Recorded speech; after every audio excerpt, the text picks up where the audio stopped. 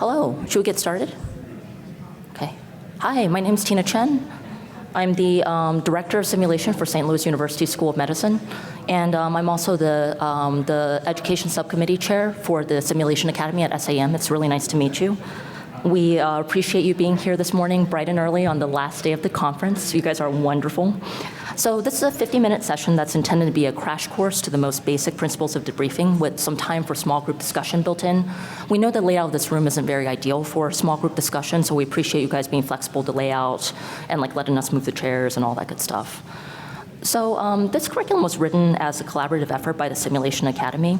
We developed it because many of us had this experience of wanting to scale up our own simulation-based education at our respective institutions and include educators who are brand new to simulation but didn't have any formal prior debriefing and training in debriefing. So we wrote a manuscript on its development and deployment at SAEM last year, which was just published in AEM ENT. We're very excited to be able to deliver it again to you today. So I wanted to briefly just go around and introduce some of the presenters. So I'm Tina Chen, and I'm just going to kind of go down the line. So Aga, do you want to say hi? Hi, Aga. Awesome. Sarah? I'm Sara from Chicago. Mike? I'm Mike. Awesome. Charles? Hey, I'm Charles from Mayville. And then we have Tiffany. I'm Tiffany from North. And then Julie. I think this picture's out of date. Julie, introduce yourselves. You are Julie. Yes, and this picture is out of date because your hair color is changing in the interim. It's my intern picture, and yeah, I look like a vampire. Phenomenal. You don't look like a vampire. You look wonderful. You look wonderful. And then we have Steph Stapleton, who's she might be learning. Oh, she's in the back. Okay. Oh, she wandered out. Okay. Anyway, we're faculty from the Sim Academy, and we have simulation education roles from all over the country. So what we're going to do today is, what I hope to do is to take you through a really, really, really fast crash course in the most basic principles of debriefing. After that, we're going to watch some videos of common debriefing errors made by novice debriefers, which can lessen the educational impact for learners. And finally, we're going to end with a role-play scenario that's intended to put you in the hot seat as someone debriefing, and we hope that that'll be a fun way to sort of crystallize the experience. So we're going to start by defining debriefing and talking about why we choose to debrief. And next, we're going to talk about how we debrief, how we initiate and sustain that conversation. And finally, we're going to talk about some best practices to consider. So let's talk about what debriefing is. Debriefing is an educational strategy that enables learners to be led through a reflection of events and their actions and develop strategies for change. Debriefing is different from feedback. Feedback is unidirectional. It tends to be conveyed from a very experienced educator to an inexperienced learner. Debriefing is intended to be bidirectional. It's intended to facilitate reflection and a resolution for changes in future action, and that's the value of debriefing. Most commonly, I debrief after simulation-based education. However, there's a lot of discussion now about using debriefing after major clinical events. Without self-reflection, it's really hard to improve and make changes, and ideal debriefing creates an environment where that can happen. Ideal debriefing also helps learners develop a lifelong habit of self-assessment to think not only about what decisions they made, but why they make them and how they'll change in the future. So how do we debrief? So there are many published cognitive aids and many published tools, but in general, all debriefings follow the same three main phases. The first phase begins with reactions. This is a moment to talk about the feelings or anxiety that came up during the case and to discuss the events of the case. The next phase is analysis, which is the meat of the debriefing. This is when we discuss what happened and then what should have gone differently and how things will go differently next time.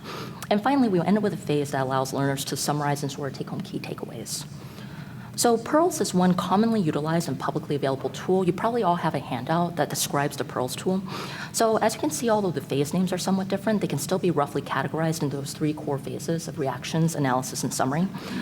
It begins by setting the stage for psychological safety and establishing expectations for debriefing. Next, it incorporates a reactions phase to solicit initial reactions. And then it flows through the stages that you see with options of how to carry out analysis and how to ask the open-ended questions to elicit the learner's reflections. And includes finally with a summary and take-home points. This is the structure we're going to be utilizing throughout this curriculum. So in general, there are some other tips for debriefing. One tip is to focus your debriefing on your learning objectives. Generally speaking, in any type of medical education, there's a focused learning objective that the curriculum is structured around.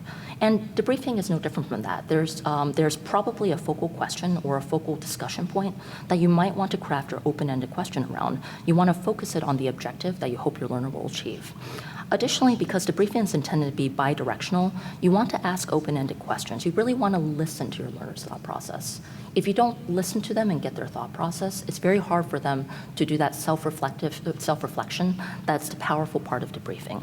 And then finally, you want to employ silence in a tactical way. There can be a real temptation after you ask your open-ended question to fill the silence with your own thoughts and your own reflections and your own feedback. But in doing so, you accidentally undercut the value of your debriefing. You really want to employ silence to allow learners to describe their thought processes to you so you can help facilitate that bidirectional discussion. So in summary, debriefing is a guided, interactive, collaborative discussion that's bidirectional. It can be done after a real event. It can be done after a piece of simulation-based education. And this offers a safe learning opportunity for participants to talk about and reflect on their own actions. A debriefing structure can offer a framework for that discussion. And then in general, when you facilitate, you want to loop back to your learning objectives. You want to ask open-ended questions.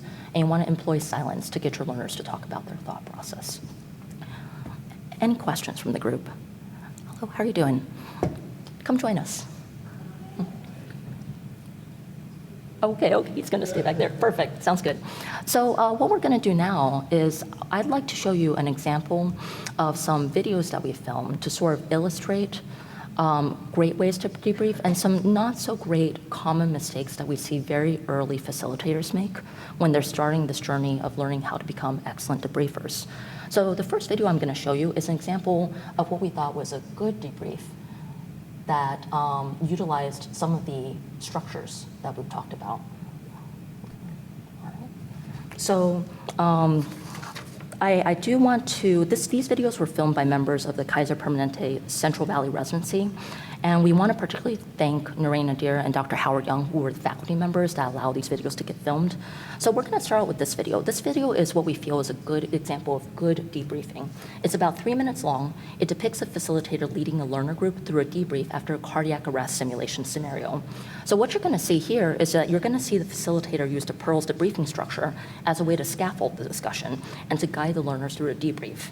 So as we watch, I'm going to be pausing periodically to point out things that I think are of particular value. All right. So as we start the video, the facilitator is gonna start by setting the scene. This is sort of that top step in that Pearl's debriefing structure that we talked about earlier. Nice job, everybody. Let's take the next few minutes and kind of just debrief after that case. Kind of as a roadmap of where we're going with this debrief. Let's start off with hearing some of your reactions. I want to get some of your emotions and feelings about what happened. Then we'll recap the main steps of the case. We'll analyze, kind of the case and highlight some of the actions that we're taking and some of your thought processes and decision-making behind what you guys did. And then we'll follow it up by summarizing and doing some take-home points. Cool? All right, again, I wanted to just, reiterate something that we always talk about in SIM, right? Everybody here is in a safe space. What we talk about here stays here, right? All we ask is that you do the best for the patient that's in front of you, right? So the goal of the facilitator here is to reinforce psychological safety. Psychological safety is going to allow the learners to feel comfortable expressing their true thoughts and their true opinions and facilitate that bidirectional discussion. So she's given the learners a quick reminder of how they can expect to spend the next few minutes of their time and setting the expectation that they can talk and feel as though they're in a safe place to talk about their thought processes. So what we're going to see next is we're going to see the facilitator explore the learners' reactions. All right, let's get some one-word impressions on how you felt. Okay. Stressed. Great. Wow, that's kind of a broad range of reactions. Does anybody else want to share your feelings about the case? I thought that was a pretty classic case of cardiac arrest, but as always, there's always stuff to improve on. It's been a while since my last coach. I felt a little bit rusty. Yeah, thanks for sharing this. That's exactly why we practiced, right? This sim kind of gives you a more recent code to reflect and learn from. So the facilitator here has given the learners an opportunity to release any emotions they feel about the case. This is really important because after a clinical event or after a piece of simulation-based education, it's not uncommon to see learners be really stressed out. They're thinking about what went wrong. They're worried about being judged. And if they're holding on to that during your debrief, they're really not going to be able to engage in any sort of facilitated discussion. So, and they can't get the full value out of the debriefing time. So this is a very important part of the debriefing process to sort of allow learners to release those emotions. The next phase you're going to see is the description phase.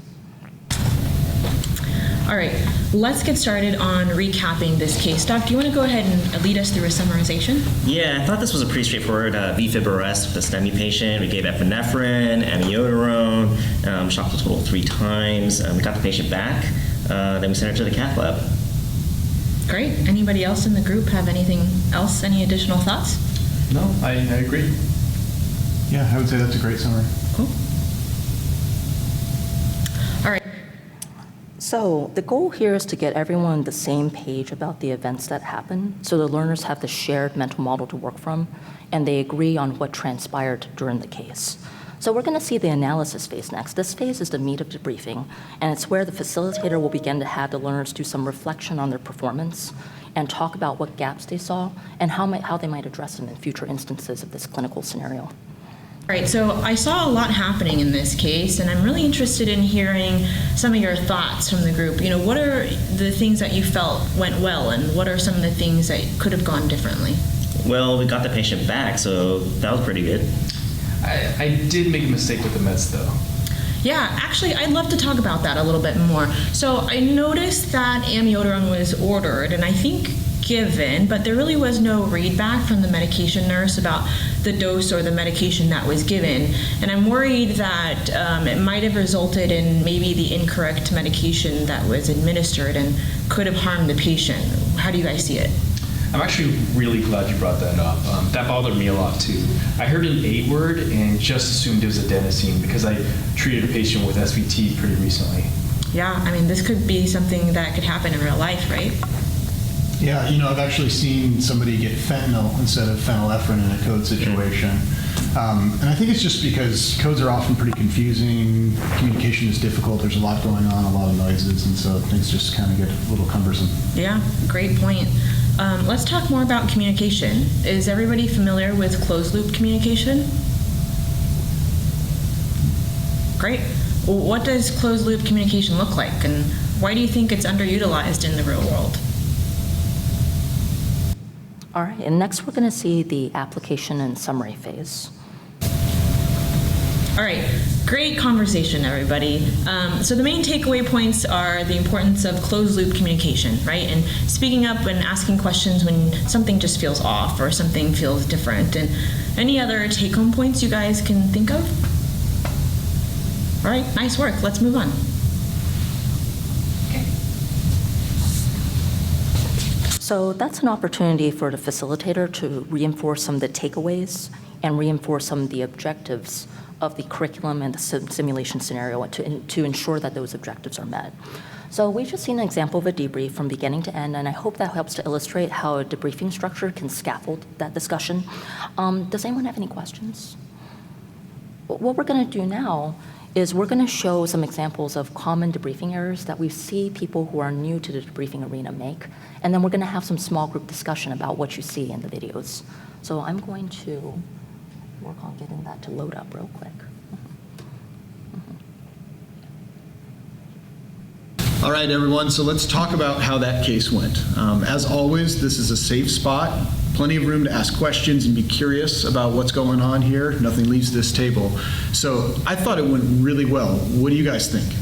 Yeah, I actually thought it went really well. Mm-hmm. Yeah, totally agree. Okay, so you guys did great. Anybody want to summarize that case for us? Yeah, it was a patient that came in with pneumonia, I think, with short of breath, needed oxygen. I think we considered intubation. Yeah. So when you walked in the room, okay, I noticed that the patient was obviously in respiratory distress, right?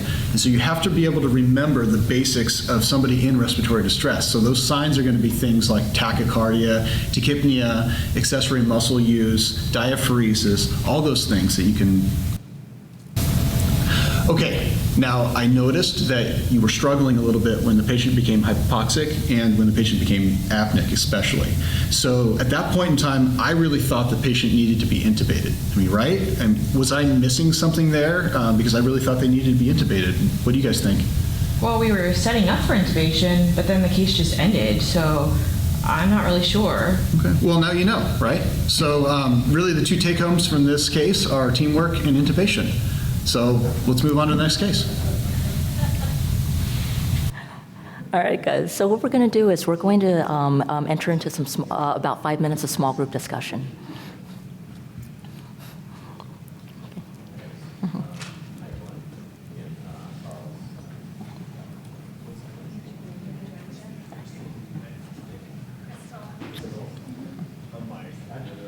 No, I know, right?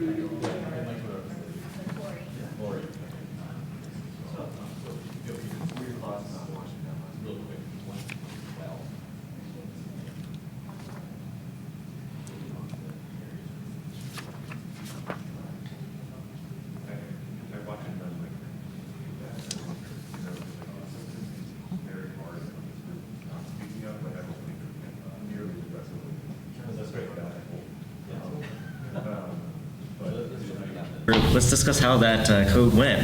Can somebody give me a summary of the case? Yeah, we had a patient, went into VFib, I think from a STEMI. What's up? Perfect. Just checking. There's a little bit of an echo. It seems okay. I can hear it from here, but I don't know if you guys can hear it down there. No, not so much. Okay. I can turn the volume down a little bit. Yeah, it's yeah. Yes. I think so too. I think the timing's actually going to be really, really nice because it's small.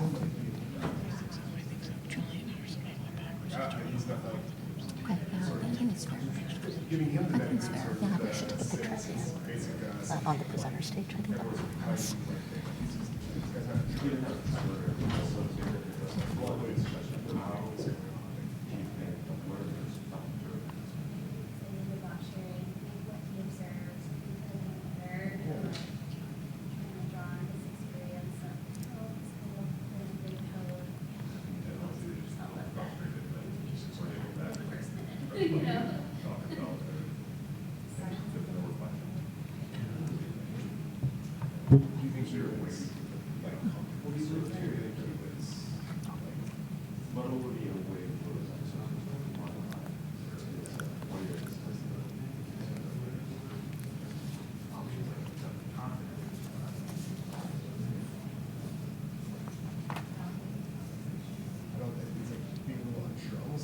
It's uncomfortable as a facilitator to drive.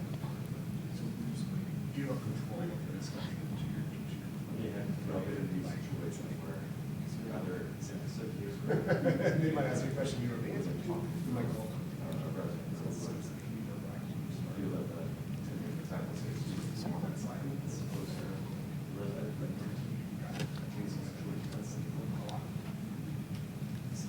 Hey.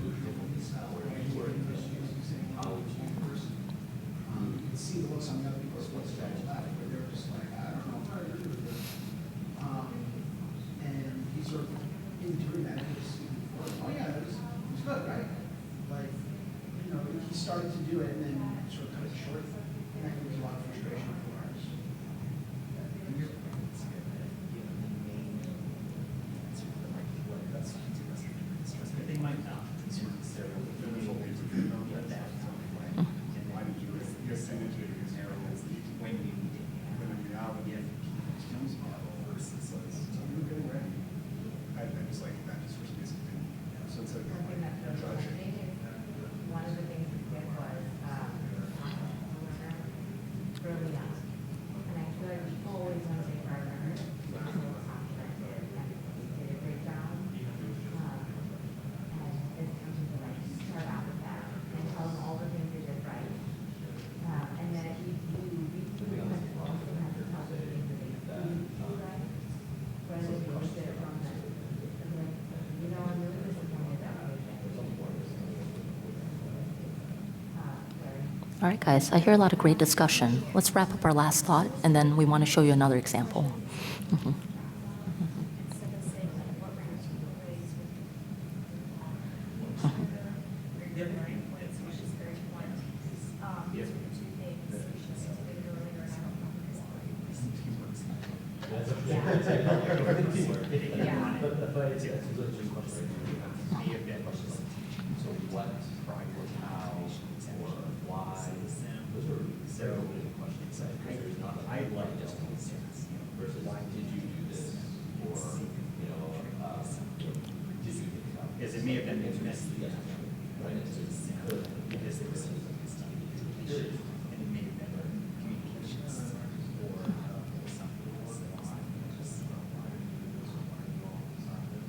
All right.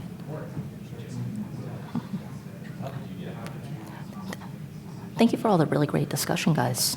I do have one more video I want to show you, which is another example of a pretty common error that we see when folks are starting out with debriefing. Discuss how that code went. Can somebody give me a summary of the case? Yeah, we had a patient, went into VFib, I think from a STEMI. We gave meds, started to ACLS protocol, shocked the patient twice, I think, and then got her back. I think that's a great summary. Does everyone agree? So let's get more specific and about some of the management decisions. What went well for the group? What could have gone better? Well, I think once we figured out what rhythm it that we were able to provide pretty good ACLS at that point in time. Yeah, I agree, but I think in the beginning there was a little bit of miscommunication. Let's talk more about that. What kind of miscommunications did you notice? Well, I wanted to give the patient meds, but I don't think that they were actually ever given. Yeah, I actually noticed you said at one point give meds, but I wasn't really sure what you meant. I was busy with the defibrillator. I didn't hear anything at all. I agree with you. While I was observing you guys, I felt that there were times when the team didn't seem clear on the medications and dosages. I mean, ACLS can be confusing, right? There's so many parts to it. There's so many medications. There's a lot to remember. So let's take a few minutes and review the latest AHA guidelines so everybody can get that out and review it. How is it important to give patients the right medications? I think it's super important, right? Totally. Let's take some time to review from the top. Was this patient in a shockable or non-shockable rhythm? Shockable. I agree.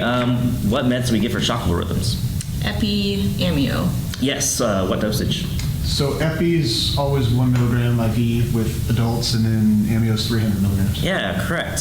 Just to summarize, ACLS has a lot of components, and in these high acuity situations, it's important to have a working understanding of these algorithms.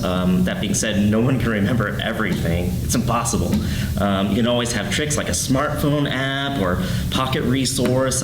Any other takeaways from the group? Well, actually, I have a question.